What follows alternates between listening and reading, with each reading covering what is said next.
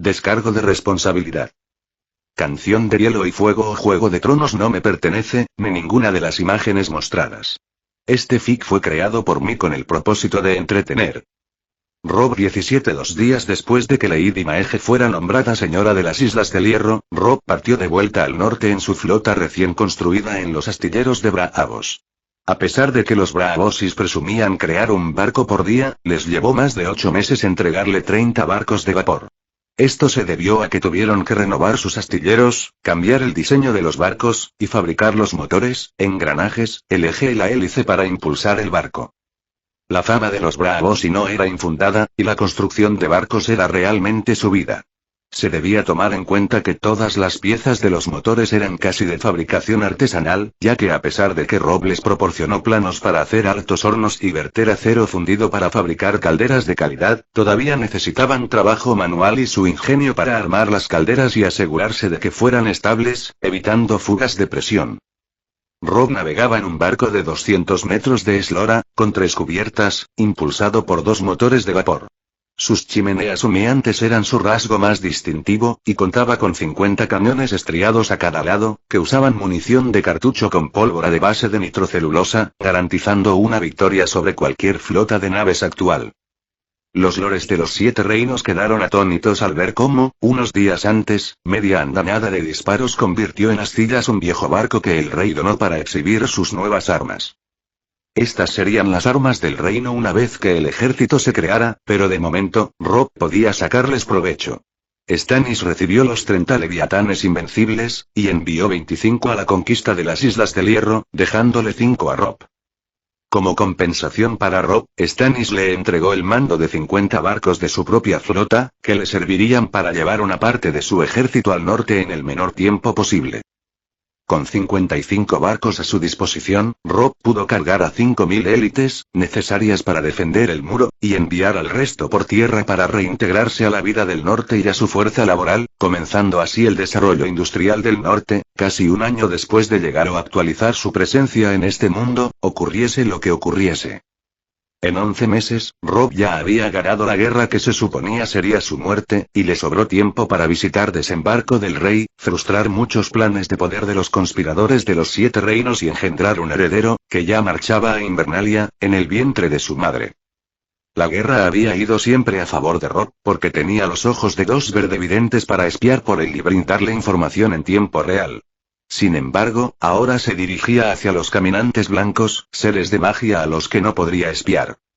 La ventaja de Robb sobre ellos, era que conocía un poco sus planes y podía quitarles una gran parte de sus fuerzas no muertas si podía traer a los salvajes a este lado del muro, lo que en conjunto con lo que ya había hecho, le daría una victoria fácil. Además de eso, a Robb no se le ocurría mucho si tenía que luchar una guerra. Él podría tratar de apresurar las cosas del lado de Daenerys para probar si se podía obtener acero valirio al forjar armas con el fuego de un dragón, y tener a unos 3.000 arqueros listos para recibir a los caminantes blancos con una lluvia de acero valirio sobre sus cabezas. Si eso no era suficiente para asustarles y hacer que volvieran a su sueño en espera de otra larga noche donde él no estuviera, entonces tendría graves problemas, pensó Robb. Pero de momento, todos estos problemas estaban a meses de distancia, y él podía concentrarse en hacer planos para su revolución industrial en la comodidad de su camarote. Robb respiró hondo y se dispuso a hacer los planos. Tendría que hacerlos sin su diseñador gráfico de confianza, que era la experta dibujante, Lady Catelyn Starr, porque esta última estaba de camino a Invernalia. En cuanto ella llegara y se diera cuenta de que sus hijas no estaban allí, solo los dioses y sus hijos restantes podrían impedir que le persiguiera a él. Y unos días después, Robb estaba de pie en la proa de su barco de vapor con viento gris a su lado y un cuervo en el hombro. Una guardia de 20 hombres le rodeaba a 20 metros de distancia. Enfrente, en el horizonte, se veían nubes negras de tormenta, y una fuerte brisa las traía hacia su flota a gran velocidad. Solo es una tormenta de verano, son comunes en estas aguas. Tu flota perderá 1 o 2 barcos, pero resistirán, y no creo que el barco en el que estás se vea afectado, dijo el cuervo de 3 ojos con calma. Robb, sé valiente, dijo Bran, usando sus propias palabras en su contra. Una tormenta no es nada, ya hemos visto varias. Apenas son lloviznas, declaró Arya, que estaba en el mar del verano, y allí no había tormentas. Todo estará bien, consoló Sansa. Mátala, aconsejó Rickon, y Rob puso los ojos en blanco. Sus madres, insultó Rob en su mente. Oye, he oído eso, se quejó Bran. ¿Qué dijo? Preguntó Arya con curiosidad. Nada. Y Bran, deja de husmear en los pensamientos de la gente, reprendió Rob. Ahora presten atención a su hermano mayor, que puede palmarla en cualquier momento. Esto no es una llovizna ni un poco de viento. Es una tormenta de nivel galáctico cuyos truenos hacen temblar a toda una flota, haciendo rechinar de la madera de sus barcos. Sus vientos pueden arrojar al granjón por los aires como si fuera una hoja, y sus rayos son capaces de partir el mástil de un barco e incendiarlo como bonus. Por eso, su hermano, que ha visto la muerte a la cara en 2 ocasiones, está pidiendo socorro. Así que más seriedad. Reprendió Rob. Las tormentas marinas de Poniente no eran un juego y hundían flotas enteras. Después de 10 días de viaje, se habían topado con una de ellas, y Rob era consciente de estar parado sobre un trozo de madera, que a su vez se sostenía sobre un océano de aterradora agua. Rob era un animal de tierra. Apenas perdía el suelo bajo sus pies, ya empezaba a sentirse incómodo, ni a hablar de caer al agua en una tormenta. Sin duda, le ganaría el pánico y moriría ahogado. A él ni siquiera le gustaba nadar en piscinas, y el mar le daba repelús, porque había visto la película Tiburón de pequeño, y quedó traumado para toda la vida. ¿Tienes miedo del agua?, acusó Rickon echándose a reír. Se acabó, no más dulces para ti por todo un día, reprendió Rob, que era el jefe de esta familia, pero sus hermanos no le tomaban en serio. No. Chilló Rickon. Silencio o será por 2 días, advirtió Rob, y Rickon se calló. Los demás también guardaron silencio, porque a ellos también podía castigarlos. Lord Cuervo, no intentéis engatusarme, sé que puedes detener una tormenta. Los niños del bosque hundieron todo un fragmento del continente, y sé que Melisandre puede procurarse un viaje sin tormenta solo con quemar a un pelele cualquiera. Y esto no es hundir kilómetros de tierra, es solo afectar un poco la temperatura, los caminantes blancos lo hacen a cada momento, dijo Rob, para dejar claro que no podían engatusarle con mentiras. Él vio al cuervo de 3 ojos hacer una mueca. Puedo controlar tormentas. Dijo Bran con los ojos muy abiertos de emoción y sorpresa. El cuervo de 3 ojos suspiró de pesar.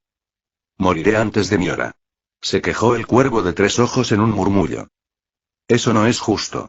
Se quejó Arya. Hay que lanzarles una tormenta a los hombres del hierro, aportó Rickon. Cálmate, Bran, compórtate. Si te descubro jugando con tormentas, sellaré tu magia, y recuerda que la guerra con el sur ha terminado, y en la siguiente ya no necesitaremos de tu visión, advirtió Rob. Prometo que no jugaré con las tormentas. Juró la pequeña plasta, que rompía sus juramentos como tomar agua. Esto acabará mal, dijo el cuervo de 3 ojos, que tenía la misma confianza en las promesas de Bran que él. No hay opción. Si no hubiese elegido echar raíces más allá del muro, esto no habría pasado, dijo Rob. La razón por la que tenía que ser Bran quien calmara la tormenta era que el cuervo de 3 ojos estaba rodeado por los caminantes blancos, y si usaba su magia de forma descarada, se le echarían al cuello. Por lo tanto, el procedimiento habitual era enseñarle a Bran y que éste actuara. Bran, dijo el cuervo de 3 ojos. Sí. Dijo Bran con emoción. Demasiada emoción. Era evidente que la pequeña plasta planeaba algo, pero no podían hacer nada, sino castigarlo cuando se pasara de listo. 10 minutos después, cuando la ola de lluvia ya se acercaba a los barcos y el viejo Karstar, junto al granjón que reemplazaba a Maege Mormont como su guardia de honor, le urgían a ponerse a salvo bajo cubierta, la brisa desapareció con un repentino cambio de temperatura. 1 minuto después, las nubes también desaparecieron, dejando el horizonte despejado. Excelente. Alabó Rob. Es increíble. Dijo Sansa. Mató a la tormenta, dijo Rickon. Yo estoy entrenando a un dragón para ser su jinete, aportó Arya. Cada uno de sus comentarios provocó una mueca del cuervo de 3 ojos. Niña, los dragones son criaturas peligrosas. Pocos cambiapieles se atrevieron a tratar de convertirse en jinete de uno en el pasado, y gran parte de ellos terminaron convertidos en carbón. No subestimes la magia de un dragón, no son criaturas como los humanos, ni siquiera parecidas. Su magia es trascendental y afecta a todo el mundo.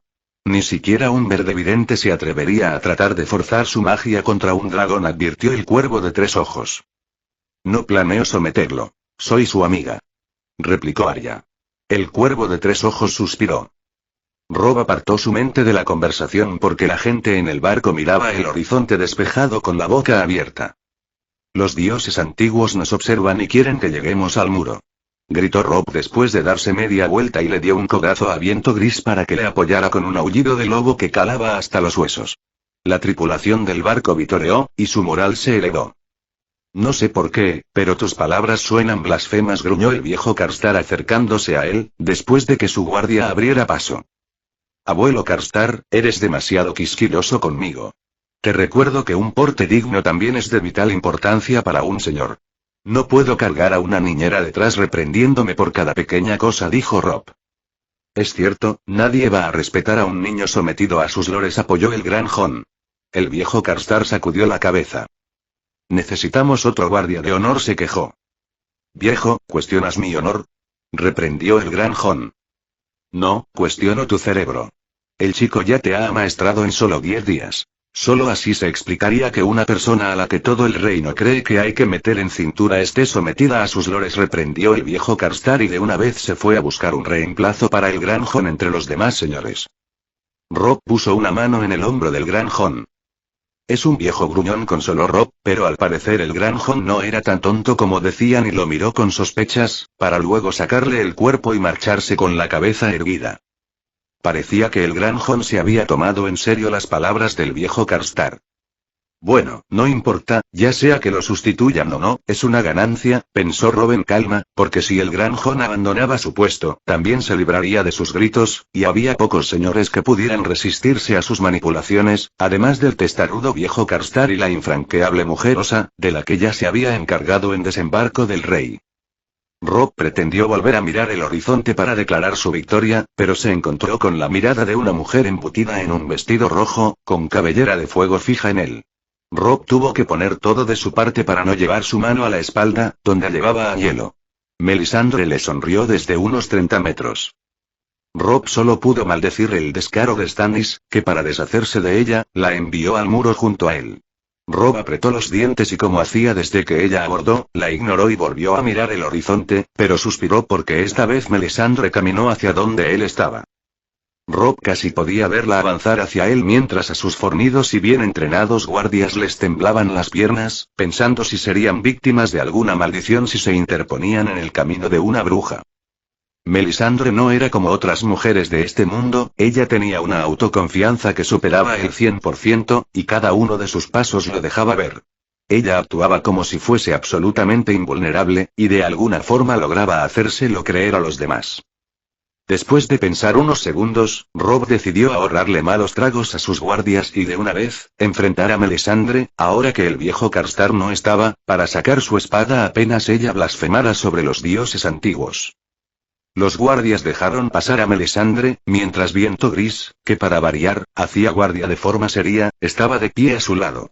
Rob no volteó, y Melisandre tampoco se quejó, descansando sus brazos en la baranda del barco a su lado. Los 2 guardias de su guardia de 5 hombres, que la reina Celice le había asignado, unos fieles fanáticos del dios rojo, se quedaron más allá de su guardia, bajo la mirada atenta de estos, pues la bruja ya no estaba allí para intimidarlos.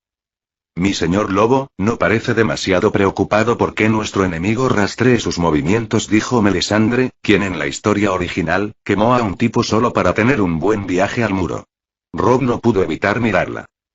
Mi señora, en otra vida, vos hicisteis justo lo mismo, se quejó Rob. Melisandre sonrió.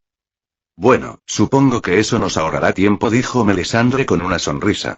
Mi señor Lobo, habéis interferido en los planes del dios Rior, y esto no os mira con buenos ojos, por haber apartado a su elegido de su camino, acusó Melisandre. Vuestro dios iba a dejar morir a un ejército completo, solo para ganar la fe de Stannis. Sus métodos son demasiado crueles, y creo que puede reservarse su ayuda. Me las arreglaré por mi cuenta. Tampoco perdéis mucho. El camino de Stannis estaba condenado al fracaso. Él solo era una herramienta para que vuestro dios os enviara con alguien más, o eso deduzco de mis conocimientos sobre el futuro, donde estabais en el muro, lejos de Stannis y al lado de un príncipe dragón que sería asesinado. Y vos no hicisteis nada más que advertirle tonterías. Yo diría que planeabais algo más, acusó Rob. Melisandre pareció un poco sorprendida y, después de pensar por unos segundos, habló. ¿Insinuáis que pretendía traerlo a la vida?, preguntó Melisandre. Robb asintió. Creo que eso le hubiese dado muchos beneficios en cuanto a magia, porque si alguien puede ser un ser de extraordinario poder, como el que describe vuestra profecía, es el tipo del muro, dijo Robb. El potencial de Jon era enorme, con una línea de sangre de hielo y fuego.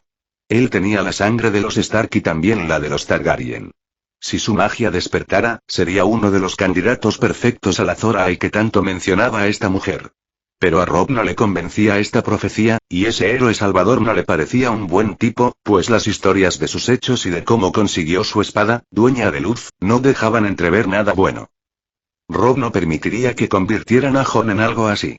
Tampoco que el dios rojo hiciera de las suyas en el muro, dejando que la gente muriera en masa hasta que no les quedara otra opción que recurrir a él. ¿Y quién sería este dragón del que estamos hablando? ¿Vuestro primo, o vuestro tío abuelo político?, preguntó Melisandre de forma descarada. Mi primo, dijo Robb poniendo los ojos en blanco. Ya todo el reino sabía de Jon, gracias a la filtración del libro que le pasó a Stannis, para que estuviera enterado de todos los movimientos de Varys. Quien, gracias a la que el libro se filtró, salvó su cuello, pues Stannis no quería crear a un mártir, y aún lo tenía preso. Melisandre, os advierto, si le pasa algo a Jon, será mejor que prepare 2 resurrecciones en lugar de una, advirtió Robb, y Melisandre sonrió para indicarle que sus amenazas resbalaban en ella. Robb, que sabía que su magia era limitada y que con su espada de acero Valirio podía protegerse de sus trucos, no le prestó atención a su arrogancia y contempló el horizonte. Tormenta, come polvo, dijo Robb con satisfacción, vanagloriándose en los hechos de otros, para olvidarse de Melisandre. Ni uno solo de sus barcos sería tocado. Y si permitiera que una tormenta le metiera en problemas, con todo el conocimiento que poseía de este mundo, es que era idiota. Esta vez fue Melisandre la que le miró. El viaje de Robb continuó sin problemas, con vientos favorables y tormentas que desaparecían enfrente de él, lo que le hizo ganarse su segundo apodo favorable, el Lobo de Mar, que en el peor de los casos era neutral. Y 20 días después, gracias a los buenos vientos que apoyaron a los barcos que no eran de vapor, llegaron al muro. Robb observó la inmensa construcción desde el amanecer hasta media mañana, cuando el puerto de la Guardia de la Noche fue visible. Robb miró a sus prisioneros en la proa del barco. Estos eran los sobrevivientes de las ejecuciones hechas por Stannis, que ocurrieron el mismo día de la demostración de los nuevos barcos y armas de guerra. Las ejecuciones tuvieron lugar en una plaza pública, donde Cersei, Joffrey, La Montaña y Ser Amor y Lorch fueron decapitados. A los Lannister sobrevivientes se les permitió presenciar todo, antes de que fueran exiliados a las ciudades libres. Robb lo vio todo desde un lugar privilegiado al lado del rey. Robb tuvo sentimientos encontrados en estas ejecuciones. Esto era personal para él, y no dudaba en que quería estar allí, pero para nada se sintió igual que con la muerte de Meñique. Joffrey lloró, gritó y, al final, dio un espectáculo deplorable. Eso solo le causó repulsión. Joffrey había ordenado la muerte de su padre, pero no era capaz de enfrentar la suya con dignidad, lo que le dejó un mal sabor de boca a Robb. Joffrey era una basura y murió como una basura. No era un enemigo digno. Su padre murió por los caprichos de una basura, y no era una muerte digna. No era la forma en que su padre debía morir. Robb se arrepintió de llevar a Joffrey hasta allí. Dejarle vivir hasta que él se sintiera bien matándolo era lo que quería en ese momento, pero ya era tarde y tuvo que conformarse con lo que sucedió. Luego de Joffrey, siguió Cersei, quien maldijo a todos, incluso a los dioses y a su hermano por abandonarla. Ser Amor y Lorch siguió a Cersei y murió chillando clemencia al igual que Joffrey, lo que hizo que Oberyn Martell pusiera la misma expresión sombría que Robb, que en ese momento entendía sus sentimientos a la perfección. Luego de Ser Amor y Lorch, trajeron a La Montaña, pero este era un cadáver ambulante, y solo se movía porque varios hombres arrastraban su cuerpo. La gente comentó que el gigante había caído en las manos del lobo, y les sorprendía que llegara a la ejecución. El chisme se había corrido de que aún amordazado, los gritos de La Montaña se escuchaban en todo el campamento mientras el ejército del norte y de los ríos marchaba a desembarco del rey. Oberyn Martell no estaba contento por esto, ya que él le había exigido a Stannis que le entregaran a La Montaña, y Stannis solo le rechinó los dientes y lo echó de su sala del trono de malos modos. A pesar de su rechazo a las ejecuciones, las muertes del cuarteto fueron un poco de justicia. Seguía siendo una justicia torcida y que Rob solo podía tener porque ganó la guerra, pero hasta que se crearan nuevas leyes, era todo lo que podía tener. La montaña y ser amor y merecían 1000 muertes iguales. Cersei al menos 2, y Joffrey 1. Así que se hizo justicia, pero Rob no estaba satisfecho.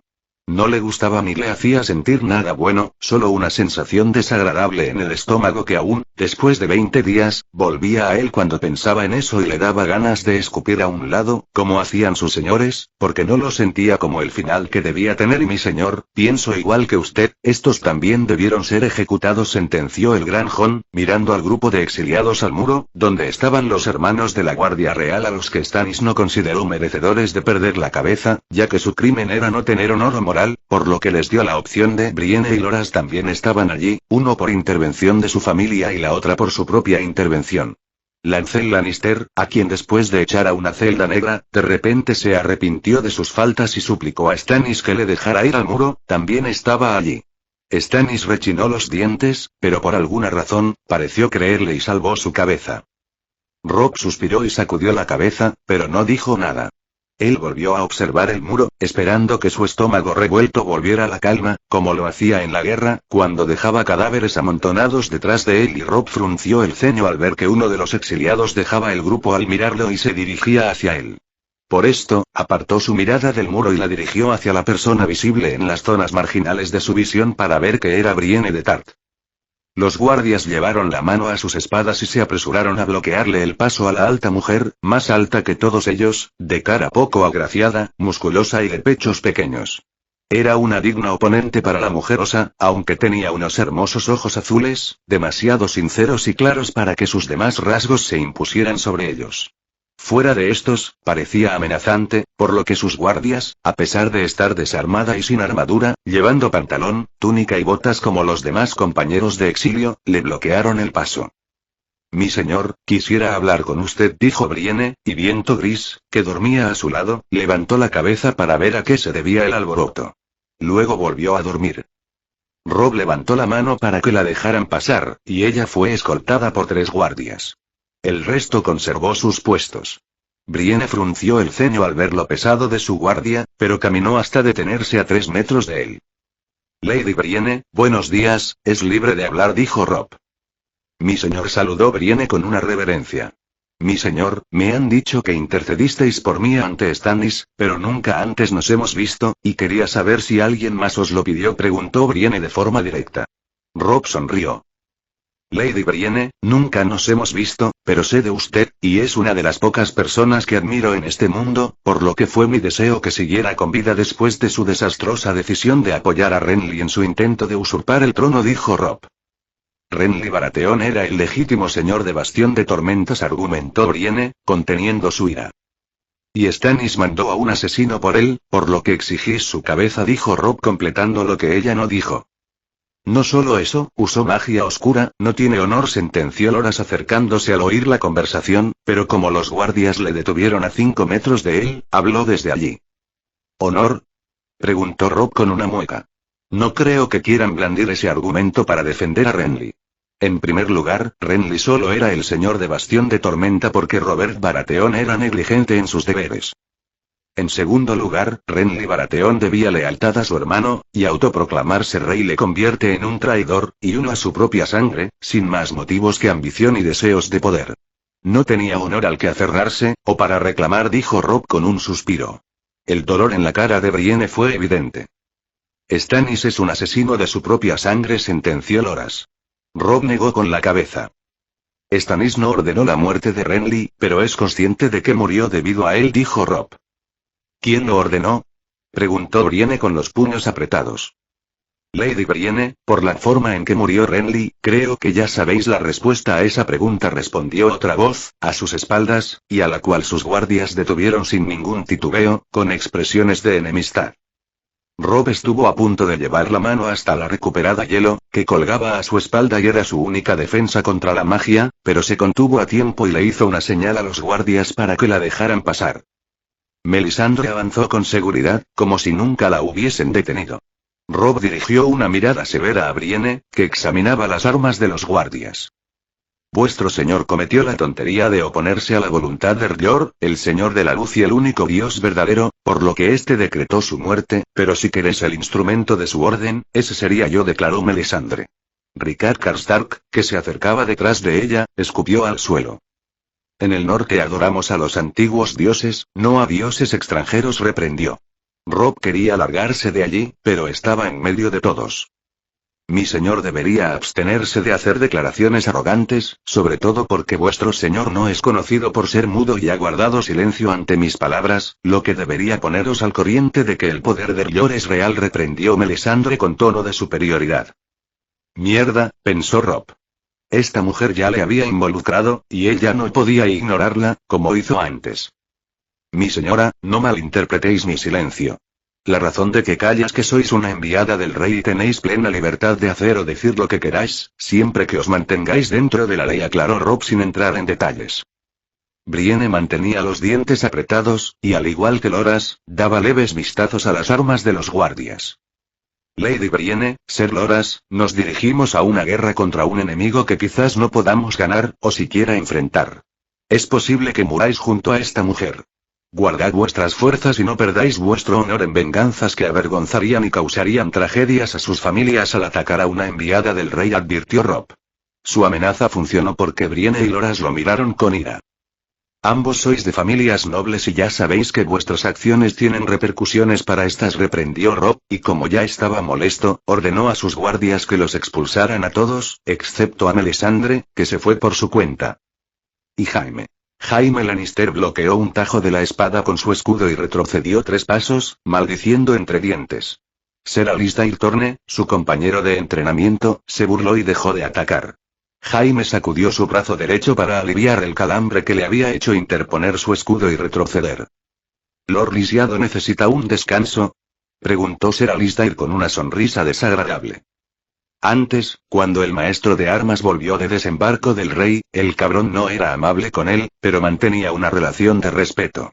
Sin embargo, ahora que su familia había caído en desgracia, le había puesto un apodo y lo trataba como a cualquier otro de los reclutas a los que solía abusar. Jaime ya había intentado dejarlo sin dientes, pero su brazo derecho, al que le habían quitado las tablillas hacía un mes, le seguía dando calambres cada vez que realizaba más de unos pocos cortes. El maestre lo miraba todos los días y decía que estaba mejorando, y Jaime debía aceptar que así era, pues cuando le quitaron las tablillas que lo inmovilizaban después de 6 meses, él ni siquiera podía moverlo, y se pasó 2 semanas sufriendo un dolor atroz mientras le movían el brazo para que se recuperara. De eso a poder blandir la espada, aunque fuera a medias, pues tenía que usar un escudo cuando se negaba a seguir moviéndose debido a algún calambre, había un largo trecho, por lo que él sabía que mejoraba. Aún así, no era suficiente. Jaime empuñó su escudo con fuerza, dispuesto a embestir y romperle los dientes al bastardo, aunque fuera a cabezazos, pero el cuerno sonó en la puerta del castillo, y ambos dejaron la lucha ante los gritos del vigía. Jaime creyó escuchar la palabra ejército. Jaime tiró la espada de entrenamiento a un chico que le hacía de escudero tratando de ganarse unas de las pocas monedas que le quedaban, y recogió su espada para ver lo que pasaba. Jaime corrió hacia la entrada y el simulacro de puerta que había allí. Este castillo no tenía defensas hacia el sur, una idea muy mala en opinión de Jaime, a quien un ataque a su retaguardia le costó toda su vida. Por suerte para sus nuevos hermanos jurados, un cuerno eran aliados, y este no había sonado más, por lo que no eran enemigos, si fuera así, serían 2 cuernos. Jaime subió a la puerta para ver quién se acercaba, pero se arrepintió al momento en que, a lo lejos, a unos 200 metros de la puerta, vio a un enorme lobo largo de color gris corriendo al lado de un jinete, frente a un ejército con estandartes del norte. Jaime tuvo que aferrarse a la maltrecha muralla de la puerta con fuerza, y su aspecto debía ser un asco porque todos los hombres a su alrededor lo miraban, y algunos hasta le preguntaban si estaba bien. El lobo de invierno, susurró Jaime con terror, recordando todo el mes que pasó en sus garras, siendo torturado de la forma más rastrera y vil que alguna vez imaginó. Jaime no se atrevió a moverse de su sitio, a pesar de que alguien le había ordenado bajar y limpiarse los pantalones de mierda. Jaime no se enojó. Solo podía sentir lástima y a la vez envidia de estos pobres ignorantes que no sabían lo que era el verdadero dolor, cuando era la propia alma la que era destrozada sin misericordia alguna. Él siguió aferrado a la muralla hasta que, algunos minutos después, se sintió capaz de volver a moverse. Para su sorpresa, cuando esto pasó, el ejército ya estaba dentro. Bueno, una pequeña parte de él, sus representantes. La cosa espeluznante estaba hablando con el jefe de mayordomos, y el maestre Aemon también se acercó a recibirlo. El lobo de invierno no había cambiado mucho desde la última vez que Jaime lo vio, y le seguía causando los mismos escalofríos que había sentido hacía más de 7 meses, y que ya había logrado olvidar. Pero ahora volvieron como si nunca se hubieran ido, dejándole fuera de control hasta que pudo volver a sobreponerse y acostumbrarse a su antiguo estado de miseria y temor. Jaime miró a los acompañantes del lobo de invierno, a quienes ya conocía. Eran sus señores y su guardia, que no se despegaban ni un segundo de él. El lobo Vargo también se mantenía a su lado. Aún entre aliados, él no les confiaba su vida. Jaime observó desde la muralla sin intención de acercarse hasta que el lobo de invierno dio órdenes y un grupo de personas fue traído hasta él. Jaime los reconoció a todos, la mayoría eran sus hermanos de la Guardia Real y los otros eran Ser Amor y Luto de cara cuadrada y mierda. Ahora sí lo he visto todo, pensó Jaime, porque la cara del bruto no era tan cuadrada, más bien ovalada, y a pesar de su nariz rota, sus ojos y algunas cosas en su anatomía dejaban claro que era una mujer. Algunos hermanos negros, que observaban a los nuevos que serían sus hermanos, también se dieron cuenta de que entre ellos había una mujer. Ser Aliser, que se apresuraba a lamerle los pies al lobo de invierno, también notó a la mujer, pero la ignoró y continuó saludando y dando la bienvenida, al tiempo que mandaba a hacer espacio para suministros y a acomodar habitaciones para el ejército. Él se había apropiado del puesto de comandante. El maestre Aemon llegó poco después, y a Jaime no le pasó por alto que su ayudante le susurró después de ver a la mujer, pero el maestre Aemon tampoco dijo nada y solo dio órdenes para empezar a descargar los suministros y hacer inventario de ellos. El ejército seguía afuera y ahora entraba una fila de carretas con provisiones y armas. Tonel Nulle, el herrero, también llegó allí para ver los suministros y ver si había algo destinado a la herrería. Las provisiones y tropas tardaron todo un día en ser descargadas. Jaime ayudó en la periferia y en la noche pensaba retirarse, cuando uno de sus nuevos hermanos le dijo que debía presentarse en el comedor, donde se estaba armando una reunión. Jaime no quería ir, pero no le habían preguntado eso, por lo que arrastró sus pies al lugar, y merodeó por los alrededores hasta que hubo suficiente gente para que él pasara desapercibido. Jaime apretó los dientes, por suerte ya se había acostumbrado a este sentimiento de impotencia que sentía cuando estaba cerca de esta cosa, o se habría vuelto a quedar paralizado. Jaime fue y se sentó sin rechistar, tenía miedo de que esta cosa le volviera a dirigir la palabra. Jaime creía que ya no tenía nada que perder, ahora que hasta su gemela estaba muerta, pero no quería arriesgarse. Aún así, después de sentarse y ver que todos lo miraban con desprecio, se sintió indignado, porque si él era un cobarde, todos allí eran iguales a él, ya que había una mujer vistiendo el negro, y nadie decía una palabra, porque no querían ofender a un tipo de tan mala reputación. Lord Lobo, parece que mis nuevos hermanos han olvidado mencionarle que en la Guardia de la Noche no aceptamos mujeres, dijo Jaime, mirando a todos sus hermanos y devolviéndoles la mirada de desprecio. El rey Stannis ha pensado que esta sería una excepción, pues un rey ya la había hecho guardia real debido a sus méritos en batalla, respondió el lobo de invierno sin inmutarse. Es potestad del Lord Comandante aceptar o no a los nuevos reclutas, aportó el maestre Aemon. Y es potestad del rey cortarle la cabeza de vuestro Lord Comandante si no obedece sus órdenes. Sin embargo, tendremos que esperar y ver lo que decide vuestro Lord Comandante, si logra regresar de su expedición, asunto que pensaba discutir en esta reunión, dijo el lobo de invierno. El maestre Aemon dirigió sus ojos ciegos hacia él. ¿Qué queréis decir?, preguntó el maestre Aemon, olvidándose de la mujer, ante la insinuación de que la vida del Lord Comandante estaba en peligro. Vuestro Lord Comandante no debió dejar el muro, los caminantes blancos no desaprovecharán esta oportunidad para diezmar sus fuerzas, aunque tengan pocos espectros disponibles, explicó el lobo de invierno con seriedad. Sus señores lo miraron con ira, y un viejo que estaba a su lado escupió al suelo y le gruñó al lobo de invierno para que se comportara con seriedad. ¿Cómo os habéis enterado de los espectros y los caminantes blancos?, preguntó el maestre Aemon.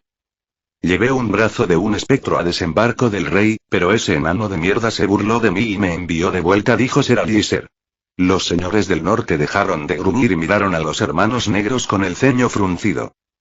Los señores del sur son ignorantes de todo lo que sucede en este lugar, incluso mis señores del norte vinieron aquí pensando que se enfrentarían a un ejército de salvajes. Realmente no me apetecía tratar de convencerles de que criaturas de leyenda estaban armando un ejército de pesadilla para invadir los reinos humanos, dijo el lobo de invierno, dejando a sus señores con los ojos muy abiertos de conmoción, pero a él no le afectó. Después de responderle a Ser Alliser, miró al maestre Aemon. Tengo a algunos amigos más allá del muro que están informados de la situación y con los cuales mantengo comunicación, pero no tengo demasiada información, ya que los caminantes blancos son criaturas muy peligrosas y no es fácil espiarles sin que pongan sus ojos sobre uno, y eso, en sí, ya es una condena de muerte. Sin embargo, un ejército de unos 800 hombres de la guardia será fácilmente emboscado por ellos, y hay indicios de que los espectros se reúnen para un ataque al puño de los primeros hombres, donde se encuentran los hermanos negros y el Lord Comandante en este momento, persiguiendo a los salvajes. Puede que el enemigo caiga sobre ellos entre una semana y 10 días, explicó el lobo de invierno al maestre Aemon, quien bajó la cabeza en un gesto de reflexión. Pero su reflexión fue interrumpida cuando Ricard Karstar acorreó su mano contra la mesa. «Deja de decir tonterías», reprendió Ricard Karstar con ira. «Abuelo Karstar, mis señores, tranquilizaros. No os estoy pidiendo que creáis en cuentos, solo que os quedéis acá por un tiempo. Si ven a algún espectro, entonces pueden creer en mis palabras. Si no ven ninguno, yo seré el más feliz entre todos nosotros. Ahora guardad silencio y dejad a vuestro señor hablar con la guardia de la noche», dijo el lobo de invierno con tono frío y amenazador, lo que hizo cerrar la boca a sus señores. El guargo se erigió mientras él hablaba y les mostró los dientes, en una amenaza feroz. El lobo de invierno, viendo que todos estaban en silencio, volvió a mirar hacia el lado de la mesa donde estaba la guardia de la noche y asintió, indicando que podían continuar. El Lord Comandante no es consciente de que hay un ejército de espectros fuera del muro. Los que atacaron sus oficinas eran solo 2, un par de muertos que trajimos de más allá del muro. Fuera de eso, no sabemos nada sobre los espectros, por lo que el Lord Comandante decidió salir a explorar, explicó el herrero, Donal Nulle, y Ser Alliser asintió. Su Lord Comandante es demasiado viejo, y su incredulidad ha jugado en su contra, porque todas las pruebas que necesitaba ya estaban allí. En primer lugar, los salvajes huyendo de sus aldeas. No el hecho de formar un ejército, sino la acción de abandonar todo y dejarlo atrás para agruparse con pocas provisiones. Una patrulla exploradora muerta por los caminantes blancos, un hombre que escapa y que dice haber visto demonios. Luego, otra patrulla desaparecida y un par de espectros, colocados al lado del camino, y que no se movieron hasta que pudieron tender una emboscada al Lord Comandante. Mis amigos, si no sospecharon que había algo que no debía ser subestimado del otro lado del muro, es porque su comandante ya es viejo para este trabajo, o demasiado cabeza dura para entender que ir más allá del muro es un suicidio, concluyó el lobo de invierno. Jaime hizo una mueca y miró a sus hermanos negros. Si todas estas cosas habían sucedido, realmente había razones para pensar que estaban en problemas, ya que 2 patrullas exploradoras no eran poca cosa, y ellos ya habían visto a los espectros. El Lord Comandante marcha con 800 hombres bien armados, y un espía entre los salvajes, el viejo Craster, nos ha hecho saber que los salvajes preparan un ejército para atacar al muro, por lo que las patrullas pudieron haber muerto en sus manos, dijo Ser Alliser. Craster toma a sus hijas como esposas y ofrece a sus hijos como tributo a los caminantes blancos. Es un enemigo de los salvajes y no sabe nada de ellos, dijo el lobo de invierno sacudiendo la cabeza con pesar. Los señores del norte escupieron al suelo. Jaime solo pudo sentirse incrédulo. Si lo que el lobo de invierno decía era cierto, la guardia de la noche iba de cabeza a una trampa. Milord, he escuchado que puedes enviar cuervos a personas específicas. ¿Puedes avisar al Lord Comandante del peligro que enfrenta?, preguntó el maestre Aemon con calma. Puedo, y lo he hecho. El cuervo debería llegar hasta ellos en un día a más tardar. Sin embargo, no creo que su Lord Comandante vaya a hacerme caso, y si lo hace, los caminantes blancos podrían adelantar su ataque para no dejarles escapar, explicó el lobo de invierno. Mi señor, habíais traído un ejército de 5000 hombres y el lobo de invierno levantó la mano para interrumpir a Ser Alliser. Este ejército es para proteger el muro, y aún es insuficiente. No vine aquí para rescatar a vuestros hermanos o a vuestro Lord Comandante, sino para hacerme cargo de esta guerra, por la defensa de la humanidad. Tengo mucho trabajo que hacer a ese respecto, como reparar fortalezas, guarnecer el muro y capturar a algunos espectros para enviarlos a los señores del sur y pedir refuerzos. También los usaré para mostrárselos a mis propios señores, explicó el lobo de invierno. ¿Cómo planeáis capturar a los espectros? Preguntó Ser Aliezer. Antes dijisteis que los que trajimos aquí solo se dejaron capturar, agregó. El lobo de invierno asintió. Los caminantes blancos pueden controlarlos y, de cierta forma, ver a través de sus ojos. Pero suelen estar dispersos, matando animales o salvajes perdidos para aumentar sus números. Mis amigos tienen algunos trucos para evitar que se comuniquen con sus amos al momento de ser capturados, así que será seguro traerlos hasta acá. Pero necesitaré al menos a un explorador y 10 voluntarios para que vayan más allá del muro y capturen a un par de espectros para nosotros, explicó el lobo de invierno. ¿Quiénes son estos amigos que pueden evitar que los espectros se comuniquen con sus amos? Preguntó el maestre Aemon, como si sus ojos viejos pudieran ver las cosas que omitía el lobo. Antiguos amigos. No hace falta hablar de ellos, dijo el lobo de invierno. El maestre Aemon asintió sin insistir más. Mi señor, ¿en verdad no hay nada más que podáis hacer por los nuestros? Preguntó el maestre Aemon, con pesar. Enviar cartas es lo único que puedo hacer. Lo demás dependerá del juicio de aquellos que las reciban, dijo el lobo de invierno, que se negaba por segunda vez a sacar a su ejército del muro. No os preocupéis, mi presencia en este lugar puede darles una oportunidad de sobrevivir. Ahora concentrémonos en nuestros esfuerzos para la guerra. Necesitaré información sobre las fortalezas, el número de hermanos negros disponibles, quienes pueden ofrecerse como voluntarios para la misión de captura de espectros, entre otras cosas más, concluyó el lobo de invierno. En el próximo capítulo veremos el Pop Tejón, que está con el pueblo libre. Este es el final del capítulo. Si les gustó denle like, compartan y no olviden suscribirse, eso me anima a seguir subiendo vídeos.